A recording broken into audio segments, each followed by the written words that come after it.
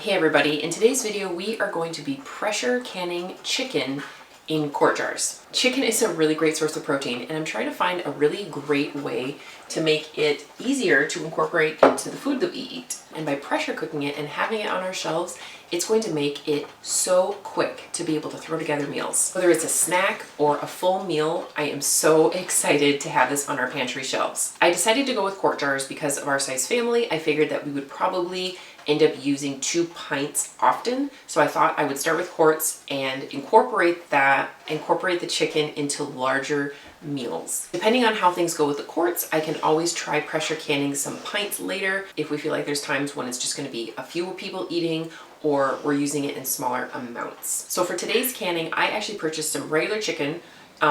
It's gonna be white chicken breast, and I got just over 8 pounds. And I'm not actually sure how much fits in one jar. I have 7 quarts out here. That's how much my canner fills. I like to get a full canner, but if I don't, that's okay. My recipe for some reason didn't tell me exactly how many pounds approximately fits in a jar. I canned ground beef recently, and the recipe said I was able to get, you typically get between 1 1/4 and 1.5 pounds of meat per jar. However, in my jars, I got just about 2 pounds. So I'm curious to see how that will vary a little bit with the chicken. I also made some homemade chicken broth, and I have that in my big pot back here. It's still cold from the fridge, so I'm gonna get that heated up, and I'm gonna use that as the liquid over the chicken. So let's just get started canning chicken. I think besides the convenience, and maybe even this tops convenience, one of the things that I am so excited about having this chicken canned and pre-cooked is that I don't have to touch raw chicken. I have a really hard time with raw chicken and raw fish specifically. I really don't like to touch it. In fact, I even got gloves out today, which is not something that I normally do. So I'm just gonna speed through this and I will see you back as soon as I have all this chicken cubed up and ready to go. Okay, I got all 8 pounds cut up. It was relatively painless. I'm very grateful for the people who are butchers and do the hunting and things like that. So I don't have to deal with a lot of that part of meat. But, you know, and if I've caught like fish and things like that, I don't mind cleaning it. I think it's the thing about store-bought stuff. So I got that all done. And when I try to gauge my jars, I'm guessing that this is gonna maybe give me 5. We'll see what happens. I always like to try to guess. Okay, so I have my, I don't know, what is this, an 8 quart? I think this is an 8 quart pot, about 2/3 full of broth. So there's going to be not only enough broth to do all of this chicken, but I'm also going to get some plain broth canned in quarts as well. So that actually might fill my canner the rest of the way, which would be kind of nice. So I'm just going to let this heat up. This is going to be a relatively quick process. When it comes to canning a lot of different meat, you often have the choice to do what's called a cold pack or a hot pack. Now, a hot pack would indicate that the meat has gone through some level of cooking. For the chicken, there was a lot of comments on one of my more recent meat canning videos, and just based on what people were saying and also research that I have done on my own, I'm gonna raw pack this. I think that we're probably gonna really like it. I'm gonna do the broth like I said, but I believe you can also just pack it in water. I have recently canned both beef, ground beef and cubed lamb like this, and I did brown them both first. And the reason I did that is because I like the flavors that develop when it kind of goes through that sort of quick cooking process. But for this, I don't like a charred chicken taste, so I'm just gonna go in raw. I think we're gonna like the flavor. So that's what I did. That's why I made the choice to do a raw pack. And it's so simple because you just pack the jars raw, pour on your liquid, get them in the canner. Instructions that I'm following for canning chicken, I'm getting out of the Ball Blue Book. It's my go-to. I have this one, which is just a little thinner and a little bit more basic, I guess. This one is a little bit more, this one just has a little bit more detail sometimes, but they're both put out by Ball and I really like them.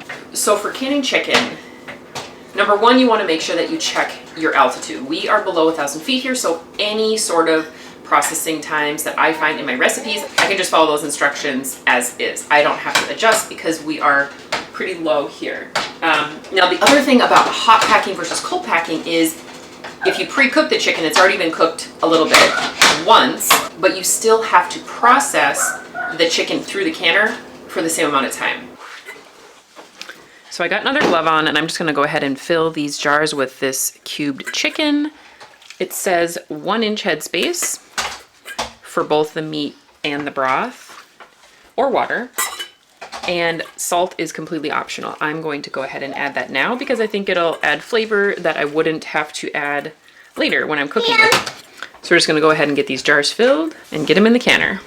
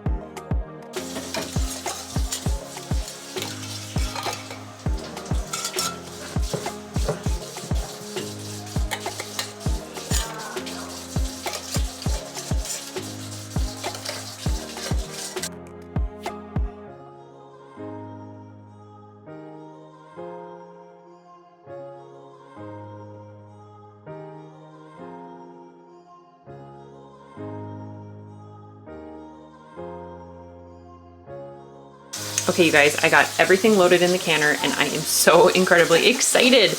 Even though it hasn't done its processing time yet, I'm already just so excited for this to be done.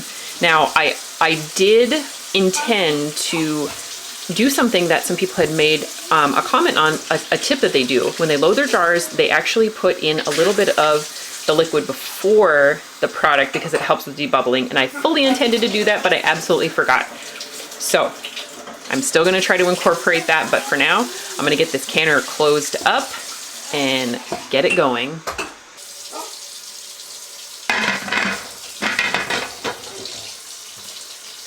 Okay, my chicken processed for the entire time. I removed this piece after the stopper went down and let it cool down even further at that point. So it has been sitting here. I have not lifted off the lid. So we're gonna do that right now. Oh my goodness, look at that.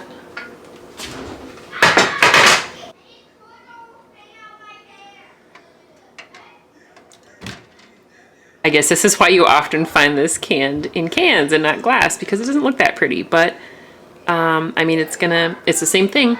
So it is very common to find that the liquid inside is basically still boiling because it gets so hot in there. I'm gonna go ahead and unload this canner and let these cool down. I will catch back up with you tomorrow when we can take the rings off and get these jars washed. So all of the chicken is completely cooled down. I've washed the jars, taken my rings off. I've got my broth as well. This broth actually looks alarmingly like my apple cider that I've canned. So I'm actually gonna make sure that I label this just in case somebody else is grabbing from the pantry. They don't accidentally grab one over the other. I was gonna do 2 regular mouth jars, but I figured I already had this one washed up. So instead of searching around for another one of these, I'm just gonna use that. And I'll probably use this one up first so that it frees up this jar for more projects like this. Canning meat has been this thing that I really was hesitant to do for a long time. I'm really glad that I decided to give it a try. We've really enjoyed the meat products and broth that I've been canning, and it allows us to just be a more self-reliant, which is something that we value. And then of course, just this awesome high quality protein, canned, shelf stable. One of the things that I've been thinking about as I look at such a wide variety of things that we have in our pantry this year is when traveling, this travels really well. We really try to pack a lot of our own food when we travel to avoid, you know, going fast food or just having to find grocery stores with variable pricing and things like that. But these are the kinds of things that I could totally bring with us to avoid having to do those things. So I'm really looking forward to this as well. Oh, and this broth not only is this rich, I mean, you can see by looking at it, it's an incredibly rich broth, but the broth in here, even though there's less and it's more clear, it might look like it's less potent, but I think it's gonna be massively more potent than when it went in, because this is also the liquid that all of this chicken cooked in. So this is gonna be some really awesome flavor right there. I hope to do some more protein canning. A friend of mine has a really awesome YouTube channel called Make It Make, and she does a lot of, well, she's canned meat, and she's also got great bean canning videos. So check that out if you want to see some bean canning videos or some non-meat proteins being canned. Thanks for coming along with me as I do another meat canning project. I hope you have a wonderful day, and we will see you soon.